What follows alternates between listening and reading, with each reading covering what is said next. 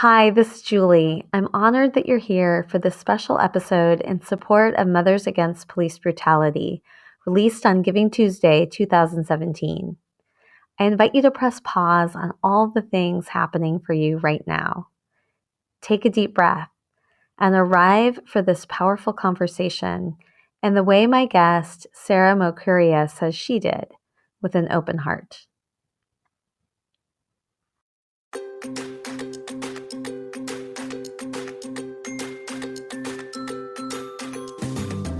Hi, and welcome to Mother's Quest, a podcast for moms like me ready to live our own truly epic life. I'm Julie Neal, a life and leadership coach, community builder, writer, and mom to two high-energy boys who challenge me to grow into my best self. I'll be right there. Where was I? In the months leading up to a big milestone birthday, I decided it was time to stop sidelining my dreams and realize that I'm the hero of my own journey. I knew I didn't want to do it alone, so I created this podcast to learn from other moms on their own quest, so their words of wisdom and lessons learned could help light the way for mine. I created this podcast for myself. Come along with me, and you'll find some treasures of your own.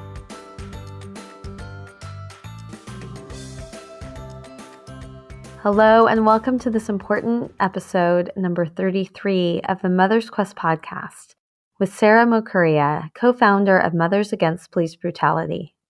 It's the third and final in a series I recorded as part of the Women Podcasters in Solidarity initiative, and it comes to you with a call to action to get involved with this issue today. Before I share more about this episode, I want to introduce Collette Flanagan, the founder of Mothers Against Police Brutality, with this episode's dedication. Hello, my name is Collette Flanagan. I'm the founder of Mothers Against Police Brutality. I founded Mothers Against Police Brutality after my only son, Clinton Allen, was shot and killed by Dallas policemen on March the 10th of 2013. Clinton was unarmed, 25 years old, and a lifetime ahead of him. I managed to turn my grief into fuel and decided that as much as I loved and adored my only son, Clinton, this problem of police killing our children and given immunity by the judicial system was much bigger than just one child. I am honored today to dedicate this episode to all mothers who have lost children to police brutality. Our children's lives who are stolen through police brutality are lost to us forever. Their lives were not a moment that was taken from us, but it was a lifetime stolen from mothers, fathers, their children, our families, and it changes our communities forever. I encourage you to have the courage to say their names and to know their names. They are our children. An insult to one mother is an insult to all mothers. Have the courage to fight against police brutality. Thank you. Thank you, Collette, for sharing this dedication with us, for your courage in turning your grief over the loss of your son, Clinton Allen, into fuel for change, and for reminding us of our common humanity as mothers. It's this truth you shared, Collette, that an insult to one mother is an insult to all mothers, that caused me to record this series of episodes after I saw the heartbreaking video of Diamond Reynolds and her then 4-year-old daughter after they witnessed the killing of Philando Castile. Philando was like a father to this little girl, was unarmed, and was complying with the police officer's requests when he was shot. Seeing the trauma and heartbreak endured by this 4-year-old girl, who was the same age as my son when I saw this video, became a catalyst for me to face the epidemic of police brutality in our country and to begin taking action, however imperfect. My guest on the podcast today, Sara, also endured the trauma and heartbreak of watching her father killed by police at her home in Dallas when she was 10 years old. Fueled by her own experience, Sara joined Collette, along with another co-founder, John Fullenwider, in creating Mothers Against Police Brutality as a multiracial, multi-ethnic coalition uniting mothers nationwide to fight for civil rights, police accountability, and policy reform. Sara is a mom herself to a 7-year-old boy. And in addition to her work with Mothers Against Police Brutality, she's a sought-after educator, community organizer, project manager, and facilitator, currently working as Associate Director for Leadership Initiatives with the Institute for Urban Policy Research at the University of Texas at Dallas. She has 2 master's degrees, has taught both high school and college at the University of Texas at Dallas, and currently serves on the International Mechanism Coordinating Committee for the U.S. Human Rights Network. She came to the conversation with an open heart, she told me, and I felt her generosity and honesty throughout as she shared how police violence changed her life forever, discussed the trauma of being Black in America, how the institution of policing and the prison industrial complex contributes to that trauma, and the ways in which an investment in Mothers Against Police Brutality can change policies and systems to reduce violence and create more accountability. As compelling was Sara's exploration of the vision she has for our future, of vibrant communities where we invest in our young people, lean into and value our differences, and where each of us taps into our own unique magic to get us there. We ended our conversation with a co-created prayer, a wish for myself as much as for all of you listening, to move into greater responsibility for this work from wherever we are, to have the courage to go to those difficult and painful places so we can create a freer future, and to take this moment right now to support this cause. I'm doing that today by making a financial contribution to Mothers Against Police Brutality and putting my resources with the mothers who are closest to the problem, mothers like Collette and Sara, who are closest to the problem and who can see the solution. I hope you'll join me. I'm Julie Neal, and this is Mother's Quest. Sara, welcome to the Mother's Quest podcast. I'm really honored to have you here for this important conversation. Thank you. I'm happy to be joining you. We've talked a little bit behind the scenes about the importance and the focus of this episode. It's different than most of the ones I've done in that it is part of my pledge to an initiative I started this fall called Women Podcasters in Solidarity. And essentially, I wanted to commit to doing some episodes to have courageous conversations about race, to talk about how, especially me as a white woman and other members of my community, can work on anti-racism and raise our awareness. But also, I'm aware that, many of us have a lot of privilege, and there's a responsibility to use that privilege to make a difference. So one of the ways is to direct resources to support advocacy, policy, and organizing work around the movement for Black lives. So I was introduced to you through Nicole Lee, who was the first person I interviewed as part of this initiative. And Nicole has done some work with you and just spoke so highly of your organization, Mothers Against Police Brutality. And I'm looking forward to delving into both your personal story, but also really the work of this organization that you have helped to found and the ways that we could support you. So we'll start with a question that I do ask all of my guests, which is tell me a little bit about your own childhood and the impact that your mother has had on shaping who you are today and the work that you do in the world now. Well, my childhood, I really see my childhood in 2 phases. My father was killed by police when I was 10 years old. And so that created a traumatic break in our lives. And from 10 on, I was raised by my mother as a single mother. But I would say my childhood pre-10 years old was very joyous. I had very eclectic childhood in the sense that my family sought out many experiences together through cultural events and festivals, and we spent a lot of time together as a unit, which was really joyous and invaluable. In terms of my mother has been one of the greatest inspirations of my life, in the sense that she's always modeled for me a way to be expansive and to not have limits. She's always encouraged me to be my fullest self and to believe that I can achieve anything. She's been an advocate for me. So, and just through the way she's chosen to live her life, she's modeled for me a way to navigate the world.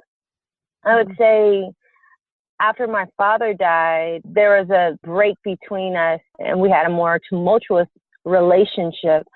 But even in the midst of our hardest times, she always showed me unconditional love. She always advocated for me. So even in our hard times, she has been a constant and a rock in my life. You mentioned, what happened with your father at the age of 10. And I know that experience, obviously changed everything for you. It also, it seems that it has set you on a mission in your life. What's important for us to know about the impact of what happened with your father, and what are you most on a quest for now? Well, I would say first, Julie, you're not able to fathom the level of pain. I don't think anybody can. And I know now, especially with the videos and with the hashtags, there's this pain that we all feel just as humans, and trying to grasp the pain that police brutality wreaks into one's life. But it's really unfathomable in the sense that it is a trauma that lives with you for your entire life. It appears in different ways at different forms, and there are multiple levels of trauma. There's the level of losing your loved one, just the mortality aspect of it.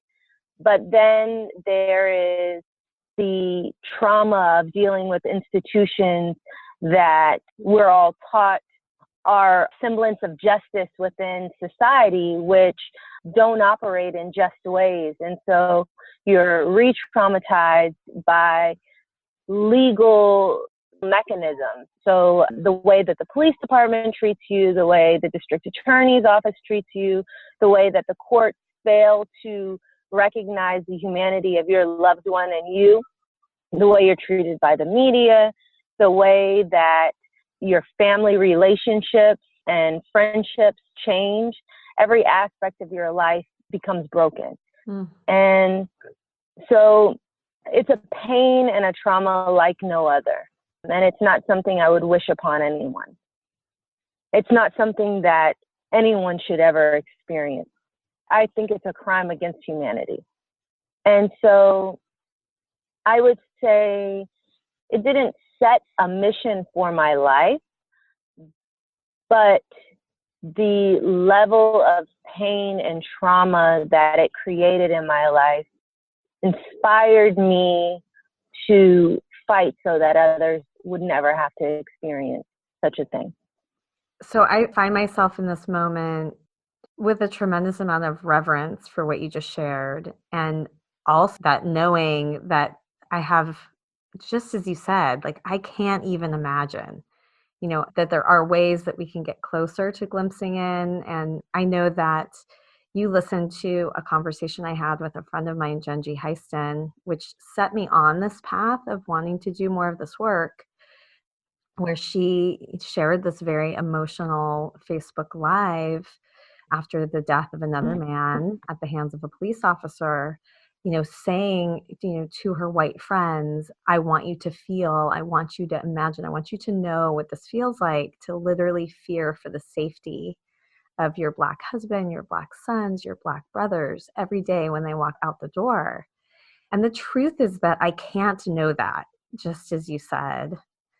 I'm curious what it is that those of us who don't have any idea of the trauma that you and so many other people have gone through.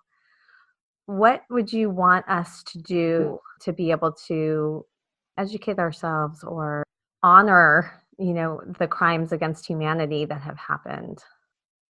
Well, I would say the trauma and the pain that your friend was speaking to is the trauma of being Black in America.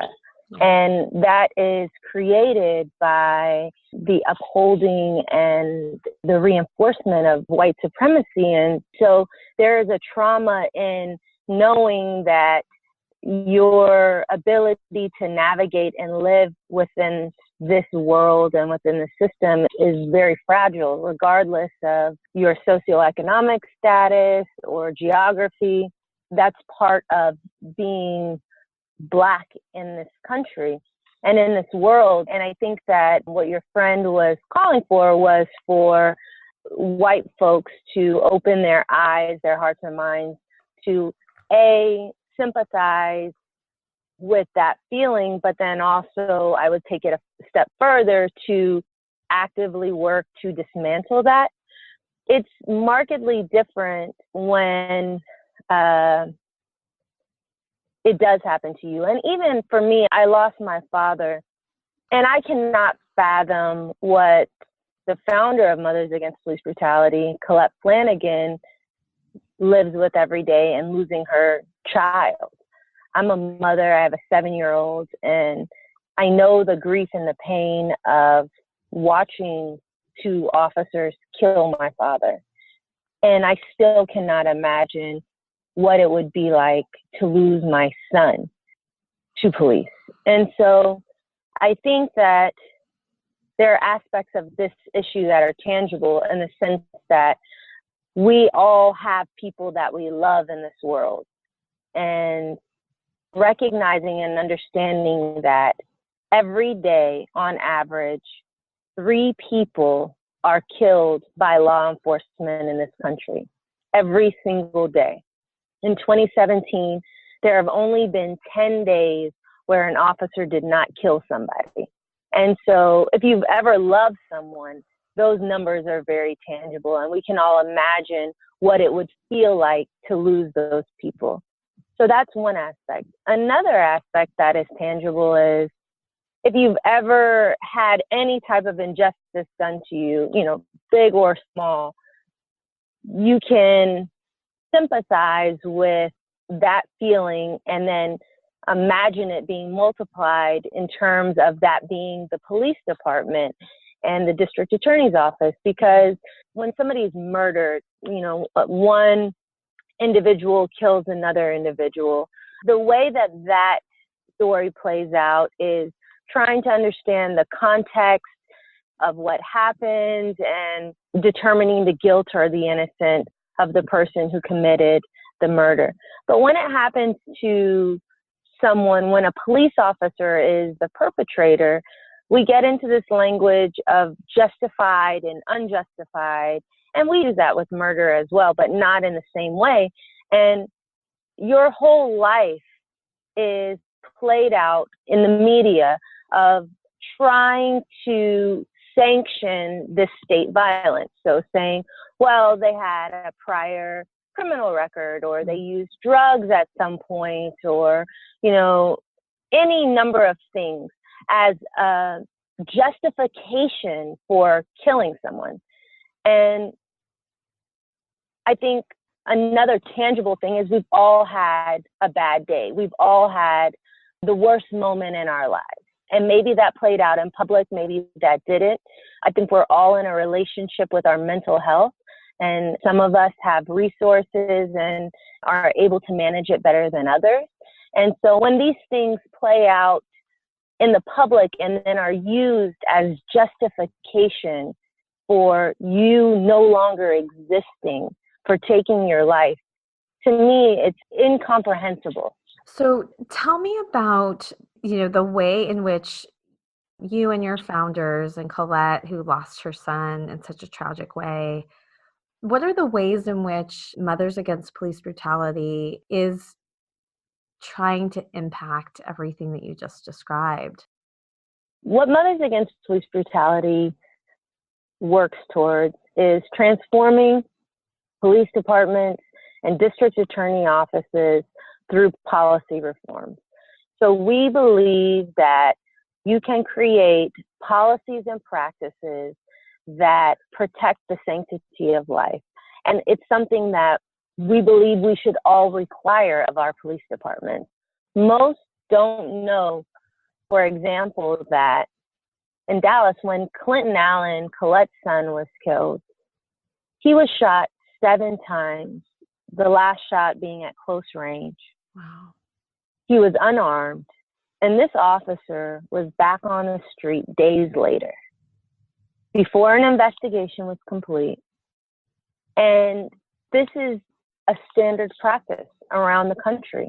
Now, imagine if one of our children were in a classroom and a teacher was accused of sexual misconduct and was in the classroom even while an investigation was open. Right. There's no way. That's not fathomable.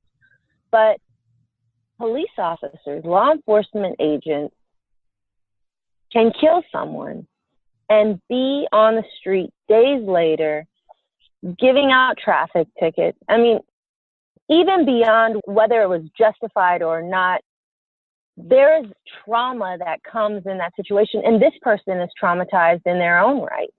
And yet they're back on the street days later. Yeah. So that's one simple policy change that we've advocated for here in Dallas, Texas, and also nationally.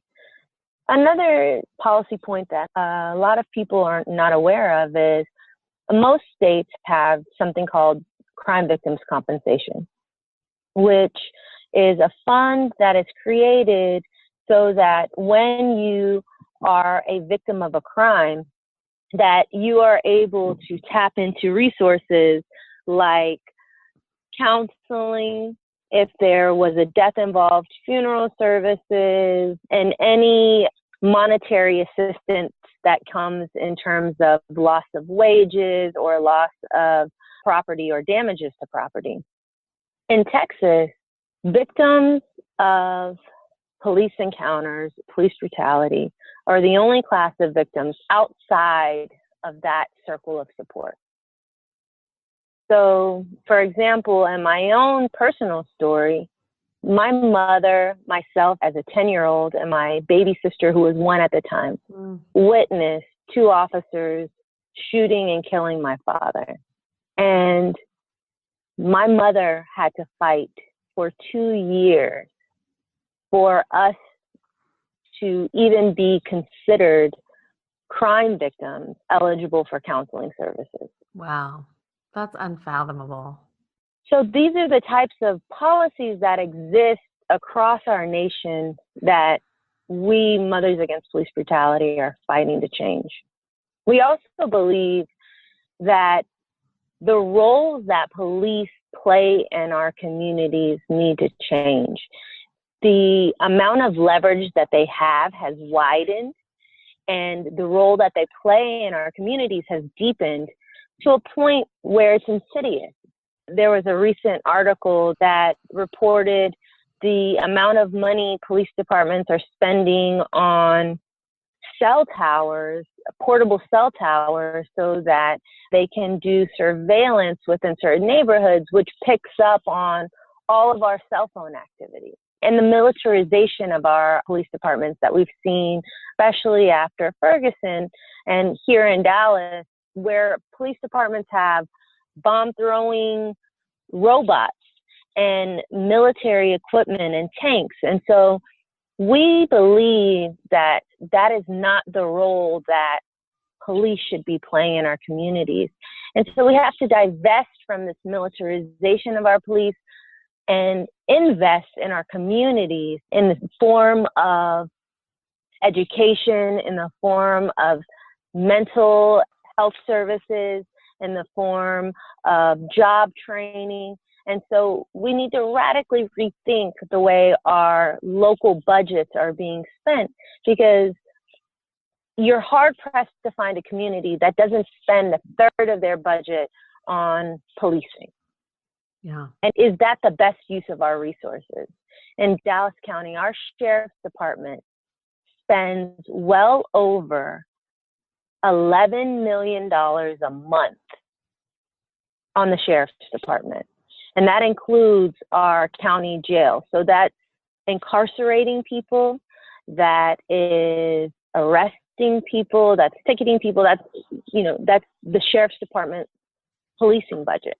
And is there a better way that we could spend $11 million a month? Would our communities look radically different if we invested that money in the folks that live in our community? Yeah. First of all, I just want to really appreciate the backdrop that you just shared, this whole picture of where the resources are spent, the militarization of police, and where your organization is seeing, how to make the biggest difference through policy reform. And I want this conversation today to really shine a light on investment, where any of us who choose to support this work and step into this advocacy and supporting your organization in particular on Giving Tuesday, which is the day that this conversation will be released, want to look at the different ways in which we could shift the way that we think, the way that we invest, and the way that we all take some action. When I created Mother's Quest, I identified that I want to live what I call an epic life, where I look back and realize that I really pursued the things that matter most. And EPIC is also an acronym mnemonic for the guideposts that I think help us live that life when we're raising our children. For the purposes of this conversation, I want to take each of those guideposts and really look at how they can help us see another angle of investment. So the first one, E, stands for engaged mindfully with our children. And you started to talk a little bit about, what it could look like in terms of investing, shifting where the resources go and really investing in communities, in our young people. Can you share a little bit about what you would like to see and what some of the advocacy stands are that you take? And also if there's anything that you want to talk about in terms of your own experience as a mother, in terms of how you're wanting to invest in your son related to this conversation. Well, so I think the first point, which you spoke to, is really delving into understanding the way your local community works in terms of requesting and demanding, more than requesting, transparency and accountability from your local government. So looking at the budget and understanding how much of the money is being spent in public safety, but then also reframing what public safety means. Because for most folks of color, at least, when you ask what makes you feel safe, police are not on that list. It's family, it's being in community, it's maybe being in a cultural institution or having a home, a safe place to be. Those are the things that make myself and a lot of folks that I've talked to feel safe. And so why is the money that we spend on public safety not invested into the things that make us feel safe, that make our families feel more whole? We should be advocating for that. Number two is learning about what your police department is doing. I think that there are certain phrases that we've all been trained to hear and just accept. For example, when a police officer says, "I feared for my life," that's an automatic justification for whatever activity they used after they feared for their life. The officer who killed Colette's son, Clinton Allen, used that phrase. And she often asked, when did you stop fearing for your life? After your first shot, your second, your third, your fourth, fifth, sixth, seventh? So the leeway that we give law enforcement is something that needs to shift and change. The other piece is the war on drugs, which is really played out as a war on people of color. We know, statistically speaking, that every race uses drugs. There is not one race that uses drugs more than any other. And just because of the demographics right now, there are more white drug users in America than there are anybody else because there are more white people. But when you look at who is incarcerated for drugs, it is overwhelmingly Black and brown folks. And so we have allowed drugs to be used as justification for killing and incarcerating Black and brown people. And also systematically cutting Black and brown people out of the job market, out of the ability to receive aid, and in some cases, taking away the ability to vote and participate as a full citizen. Yes. Have you seen the movie 13th? Yes. And I think that's a really great film that highlights some of the issue that I'm addressing. Another really great resource is the book, The New Jim Crow by Michelle Alexander. So if these are new concepts to you or your listeners are interested in learning more and understanding this issue in a more in-depth way, I suggest reading The New Jim Crow or watching the documentary 13th. And there are tons of resources that exist. Drug Policy Alliance is a national organization, which is another place that articulate how and why we need to end the war on drugs really well. Yeah. I think everything that you're saying, the reason why I asked about the movie 13th is I watched it as well. And, it is really shocking and alarming about how the whole system has been set up, target and incarcerate Black men, and how that, was systematically begun as soon as slavery was abolished. So definitely I'll include links to these resources that you mentioned in the show notes. How about in thinking about educating our young people? So one, I know at least for me with my own children, and this is something that Nicole Lee was really helpful about, is starting to have conversations about race and looking at these things in a developmentally appropriate way from the time our children are young. What has the experience been like for you as you're raising your own Black son with all of this as a backdrop?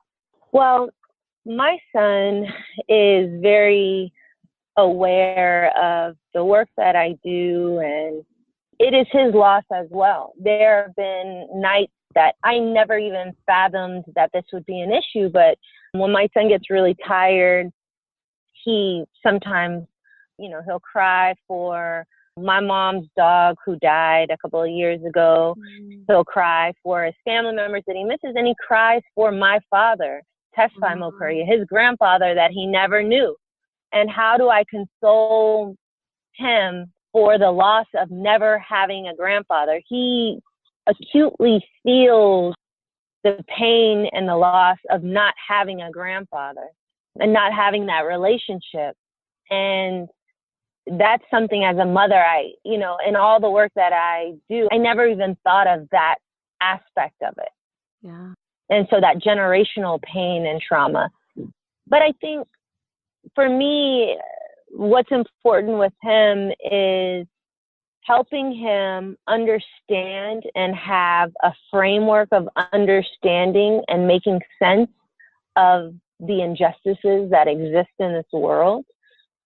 And also, in all of that, encouraging and reinforcing tenderness and love and joy as acts of resistance and creating a foundation of resiliency within him. What we are living through and the pains and the joys that we have, there are so many people who have survived and thrived before us that have lived much harder stories and survive so that we could be here. And so that's something that I ground him in. But I think raising white children, one thing that's important is teaching them how dangerous of a concept whiteness is. Because it's not about skin color. It's not about being, the color white. It's not even about race. It's about the willful blindness of reinforcing and justifying white supremacy and turning a blind eye to racism, to mass incarceration, to the structural inequalities that exist in our world.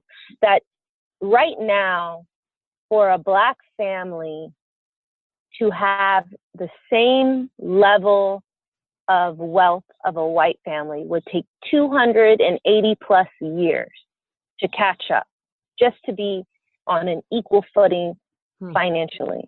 And so it's very important, I think, for white parents to teach their children that you are no more deserving than the next child of having this, that this did not come from your beauty and your brilliance and your amazingness, as if everyone else in this world does not share that same beauty and brilliance and amazingness. That there are structural inequalities that created this, and that's not to teach shame, but that's to teach responsibility. So recognizing that we're not all on equal footing, how do you use whatever positions of power and space that you have to open the doors, to break down barriers, to break down fences, to break down doors so that there can be more space for everyone? Yes. It's especially hard in the way that we have set our society up, in the United States right now. This idea that we have a meritocracy, right? Like that somehow, just based on your merit, you got this scholarship or you achieved this accomplishment, as if there are no structures of bias that exist that made it harder or easier for you to get to whatever point you're in. And so I think having all of our children understand and hold a responsibility to changing those dynamics is fundamentally important. Yes. Well, I'm committed to doing this with my children, and I will also include the link in the show notes to my conversation with Nicole Lee, because she's just an incredible resource for teaching those of us who haven't done this before how to begin to have these kinds of conversations with our children. Thank you for everything that you shared. And I think, as I've been delving into this work of anti-racism, that a lot of the internal work, first of all, the realization that talking about whiteness as a construct and white supremacy as a construct that is, so damaging really to the fabric of all of our democracy and freedom. It's not racism against people who are white, which I think is often, a defensive stance that white people will hear when there is this conversation about whiteness. That's one realization. The other is that being in a place of shame or guilt is not helpful, and that we really do need to shift into a place of responsibility, into taking action, and into using our privilege. Absolutely. And I think, the easiest, most concrete way to start this work is to reading history and just really delving into a real understanding of history and having those conversations with our children as well. We cannot depend on schools to teach our children world history or U.S. history, because so often everyone is left out of that, and even white women, right? Like the contributions that white women have made in this world. You don't learn about Indigenous history, Latinx history, Black history, women's rights. You don't learn about any of these things. You don't learn about intersectionality. in history class in high school or middle school. And so we have to teach our children these things in creative ways. There are so many, thankfully now, children's books. There are historical sites all across the country and the world that we can take our children to and have these conversations. And I think it's a matter of learning and understanding it. I think it was important when you said it's not an attack on white people, and it's in the learning and understanding of how did people become white? What is the history of whiteness? There's a really great book called How the Irish Became White. And it really talks about that process of when Irish people came to the United States, there was immense racism and prejudice put upon them. So many ways that they were kept out of participating fully within society. And so really tracing and understanding how did the Irish move from that point to becoming fully accepted into whiteness. And I think that's true for every ethnicity, right? How did the Italian become white? How did the Jewish become white? How did, every ethnic group buy into the larger structure of white supremacy? And we see some of that shifting now in terms of when we look at demographics around Latinx. When you look at any form, it says Hispanic, non-Black, right? So there is this distinction that you are not Black, right? And so I think we will see in the next 10 to 20 years changes in the way that some groups of Latinx folks are treated in terms of trying to continue and maintain white supremacy. Wow. That's fascinating. I had never thought about that on the demographic forms. Whew, it's a powerful force. It is, but we as people are more powerful, right? I think that's the thing that excites me, is that we are endlessly creative people. And so as difficult as it is to fathom all of this devastation and horror and tragedy no longer existing, as hard as it is for me to fathom that, I always think about all the things that exist in our daily lives today that didn't exist when I was a child, that we would not be able to fathom, like even simple things like GPS, right, or cell phones. And, there are all kinds of things that have radically changed society. And I believe that it is possible for us to move beyond this moment. Well, I want to use that as a segue into the next two guideposts. P, passionate and purposeful, is about the work that we do in the world beyond our family. And I stands for invested in ourselves. And so for the purposes of this conversation, I'd like to shift to, what is the vision? I can hear the inspiration and hopefulness in your voice. What is the vision for what you think is possible? And what are the ways in which you would like to see us invest in your work and the work of Mothers Against Police Brutality to move us closer to that vision?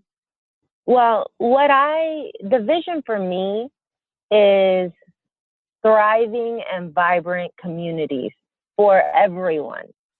We should all have the ability to have families and have communities and all the different ways that looks within our worlds, across the gender spectrum, across the cultural spectrum, across the religious spectrum.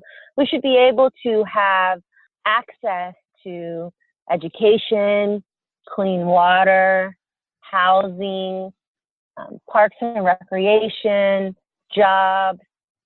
And the way that I believe we get there is by radically shifting the way we prioritize things within our cities. And how we invest. And that's in our cities, but then also in our country. When we look at our military spending, it far outweighs the amount of money that we spend on healthcare or social safety nets.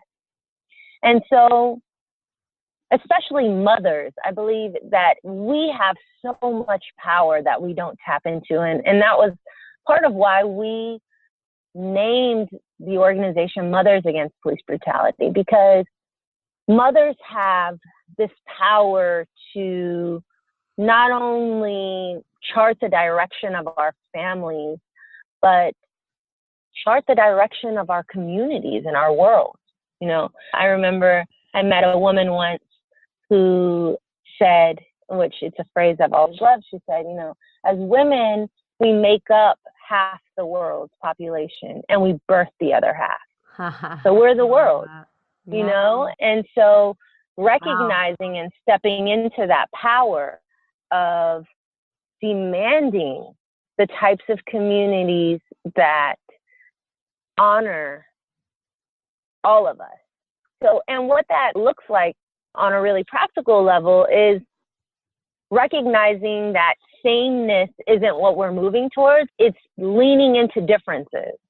So recognizing that the way my family looks, lives, and operates may be different than the way your family looks, lives, and operates, but we should both have enough space to breathe and thrive and really think from a place of abundance, that there is enough for all of us to thrive within this world.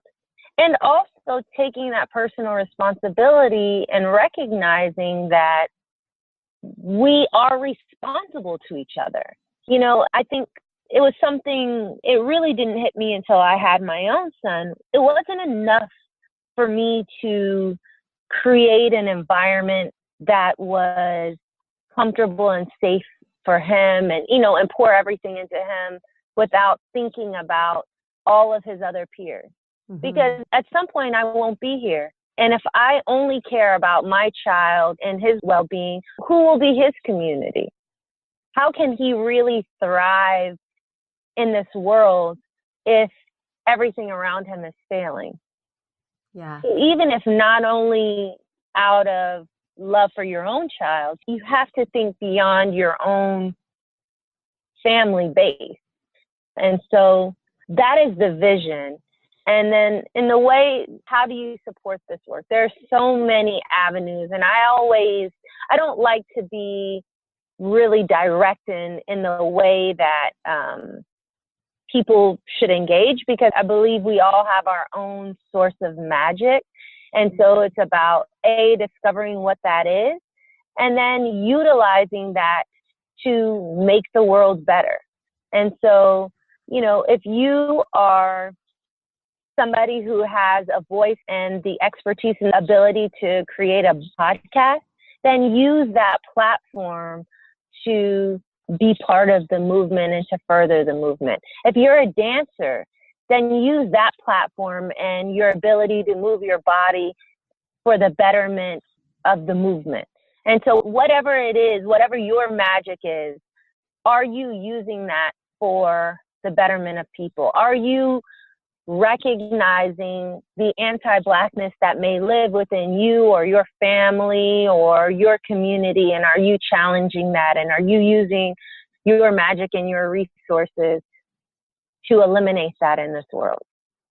So there are so many ways, you know, but I mean, if that's too ephemeral, then I would say you can always go on our website, which is www.mothersagainstpolicebrutality.com and .org. Like our Facebook page, follow us on Facebook. You can donate. You can view our policy platform and advocate for those things in your city. You can contact us and get engaged in the way that best suits you. But I feel like there is nothing too small that you can do. And even if, you know, finding a local organization and, you know, stuffing envelopes or providing food or, you know, providing any type of resource, time or energy to the cause, it's something and it's needed. Just showing up and doing it. There's just, the only thing that is not good is doing nothing. You know, everything else is, I believe, pushing us towards a better world. Yeah. And, you know, so the second episode in this series of 3 for the Women Podcasters in Solidarity Initiative was with author Kate Schatz. You might know she writes these books, Rad Women A to Z, which is also a great resource in terms of expanding, you know, in terms of our children's understanding of the role of women in our country and in the world. Kate's also an activist. And one of the things she said is, you know, the same thing, that like activism looks different ways for different people, and everybody's starting in a different place. And the important thing is that you start and that you move. And that can look very different for different people. I'll put a link in the show Exactly. for that episode as well. I absolutely agree with that. And I think also recognizing that for every problem that exists, there are people who have been thinking about a solution. Mm-hmm. And so seeking those folks out, you know, so if you recognize this is a problem, or that, you know, this is not right, there's something that I want to change around this, seek out the folks around you, or, you know, nationally, internationally, who have been trying to work towards a solution. And if that solution is something you can get down with, help make it better. Yes. If not, then pivot and find something else. But recognizing there are people who are working on everything. And so how can you reinforce what's already happening, or adding to it, or making it better? And so as it pertains to police brutality, we have a policy platform that is local, statewide, and federal, that are changes that we would like to see, that we would always embrace more hands and minds and hearts and resources to helping us achieve those things. But I think also recognizing that, knowing that 3 people on average are killed every single day in this country, that there is police brutality. There are instances of police brutality in your community. Mm-hmm. Are you aware of that? Or do you know 5 victims' names within your city? You know, it's, and I'm saying beyond Freddie Gray and Sandra Bland, who are the people in your city? Who are the families in your city who have experienced this pain and trauma? And how are they being supported, and what are the ways that they can be supported better? Yes. Well, you know, so I'm going to bookmark that for just a moment. You started to touch on the last guidepost, which is C, and it stands for connected, because you're talking about finding community among people who have been already working on these issues and may have some answers. Also, you know, really focusing on our own local communities. I want to ask you about one other thing that struck me when I was doing some research about you before our conversation today, around the relationship between police officers and the families and the people who are so often at the other end of police brutality. And you said something like, for a long time, you were really anti-police officer, and that your thinking about that shifted, and that you've even had communication with the officer who killed your father.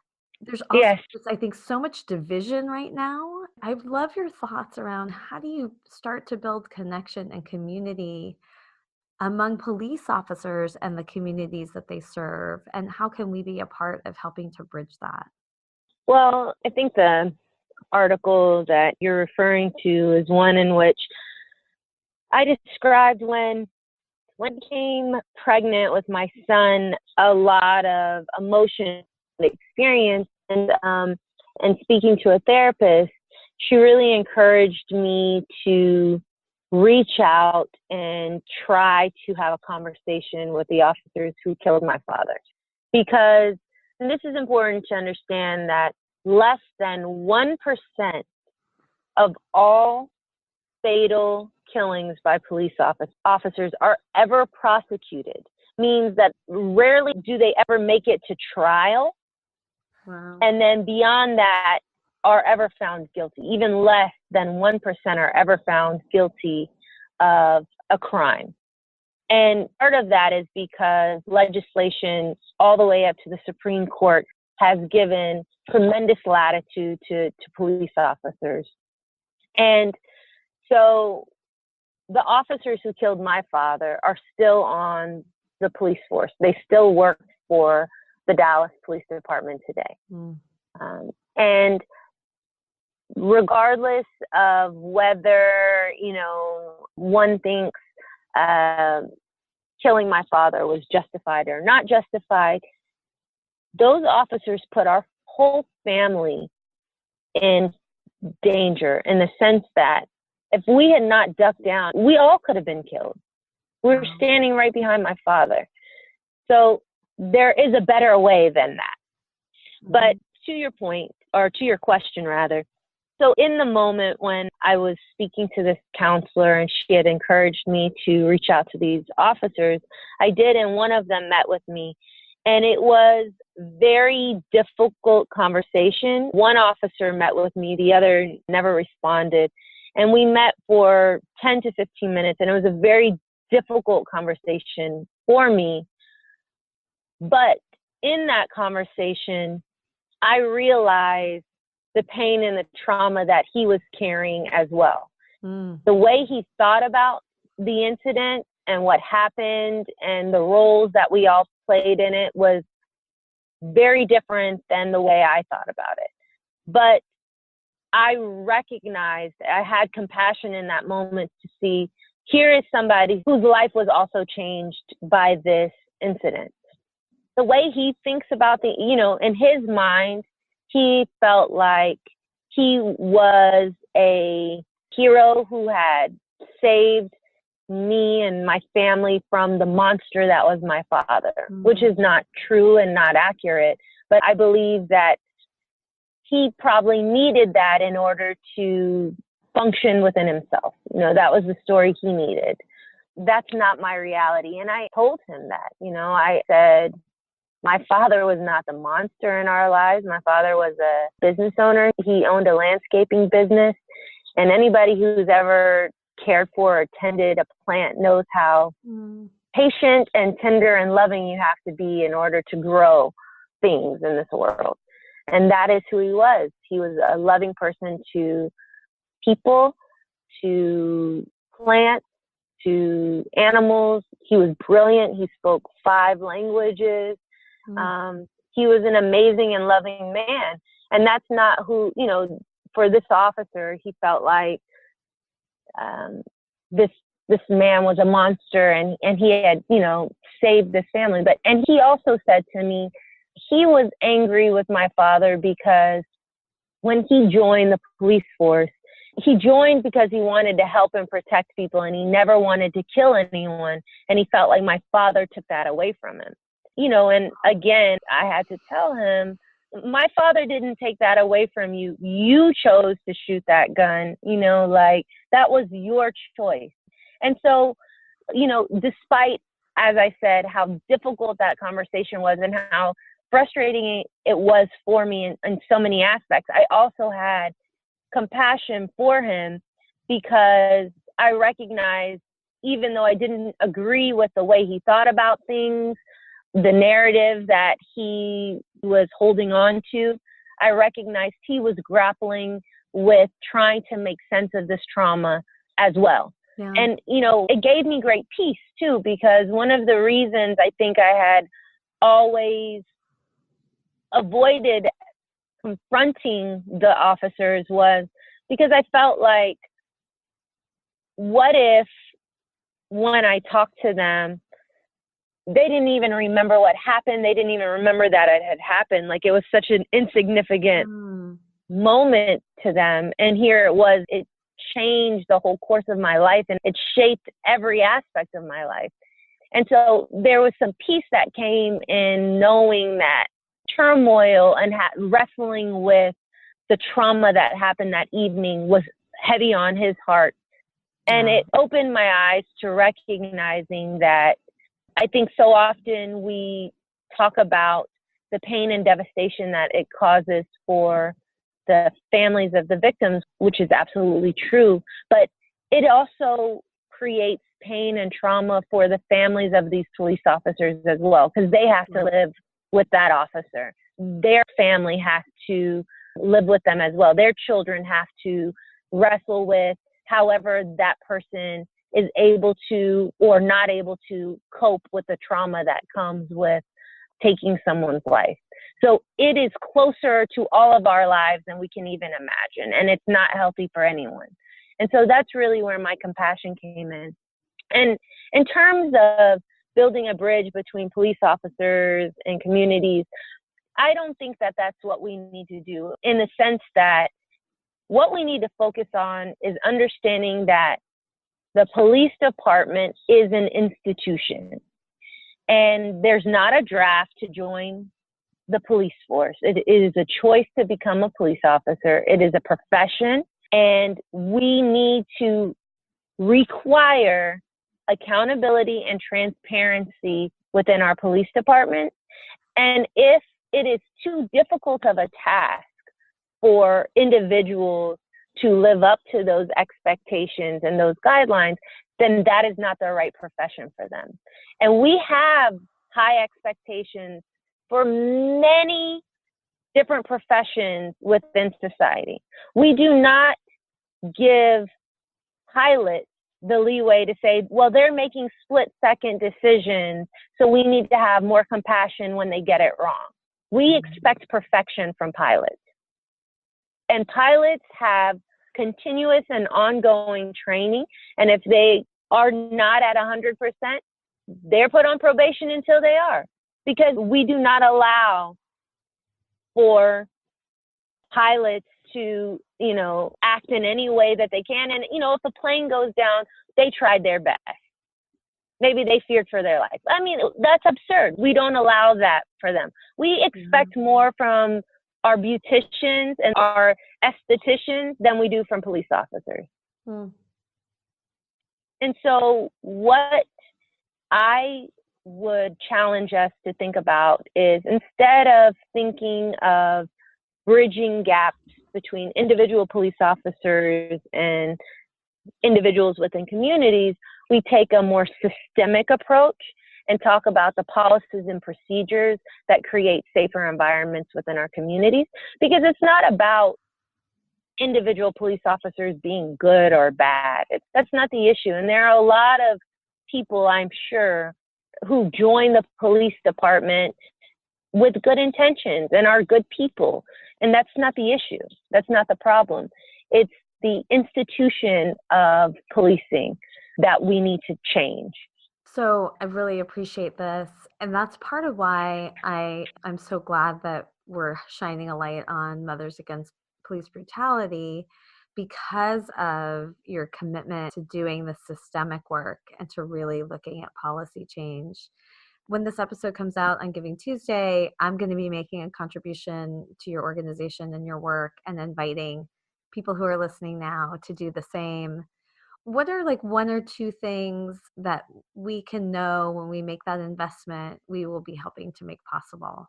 Wow, that's a really great question. One thing that you will be able to pride about in investing in Mothers Against Police Brutality is knowing that you are providing resources to people who are closest to the problem.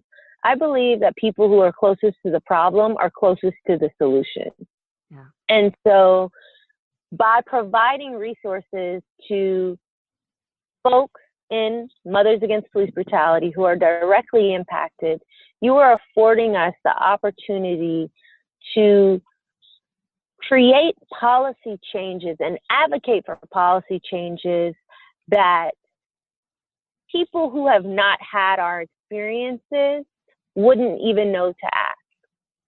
For example, when your loved one is killed by a police officer, not only are you in the midst of mourning their loss, you have to clean their blood from the car or the house or wherever the incident took place. And in my circumstance, it was in our home.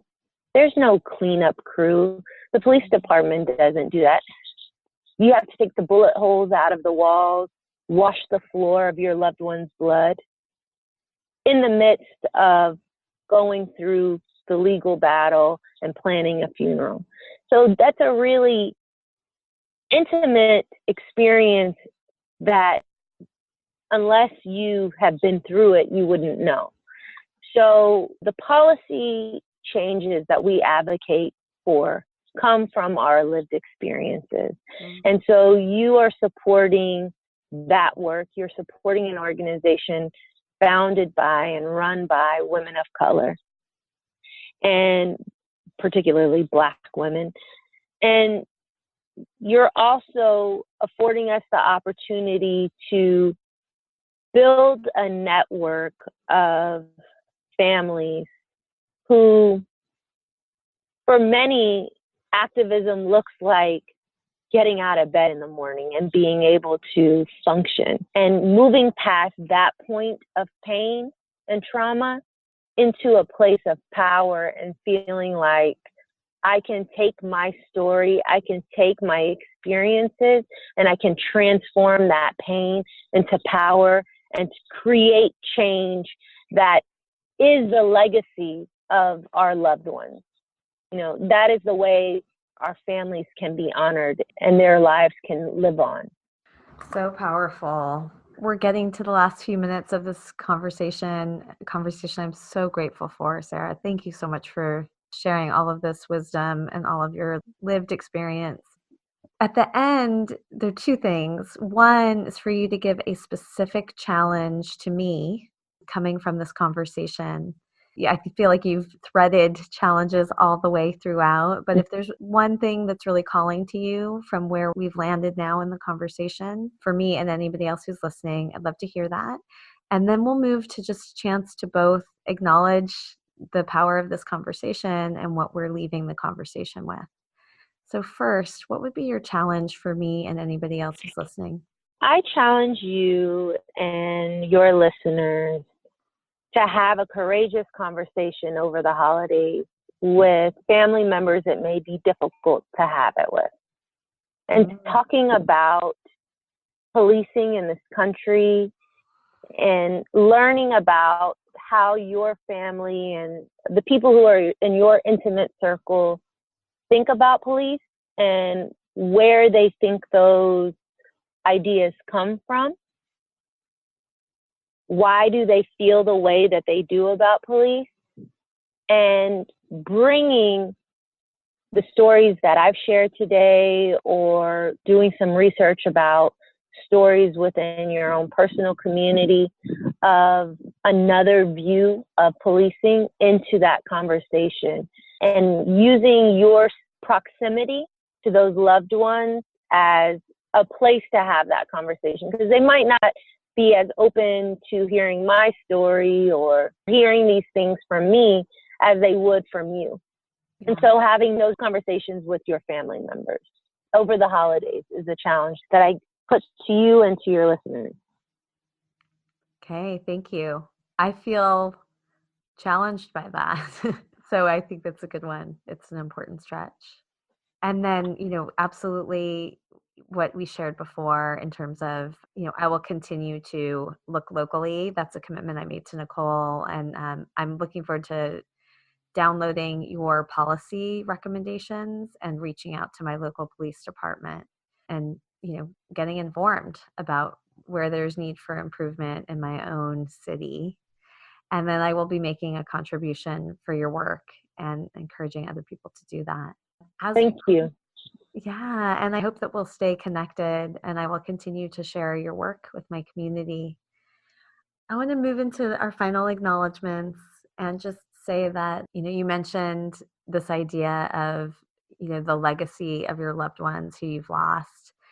And I just felt so much just the wisdom and the power and the hopefulness, even in all the trauma that you've moved through, that is so clearly going to push this work forward. And it just makes me feel more hopeful that change is possible, knowing that somebody like you is able to be a leader that we can support. So I'm just really I'm in awe of your courage and your resilience. And we'll be going back and listening to this conversation again and again, pulling out the things I know I can really learn from as I move into doing more of this work. What's coming up for you? What are your biggest takeaways? My biggest takeaway from our conversation is that there is always an opening for folks to get involved and get engaged and get connected and to be open to that. I think for me, a lot of the times this work can feel very lonely, can feel very isolated, can be very frustrating. But knowing that regardless of how and when people come into an understanding of the need for change, to always be open and embracing to that, because I think that's the only way that we will survive. I believe we are all here with purpose. It's very difficult to make it into this world. I mean, like the probability of your parents meeting or however you were conceived, right? Like conception within itself is not always easy.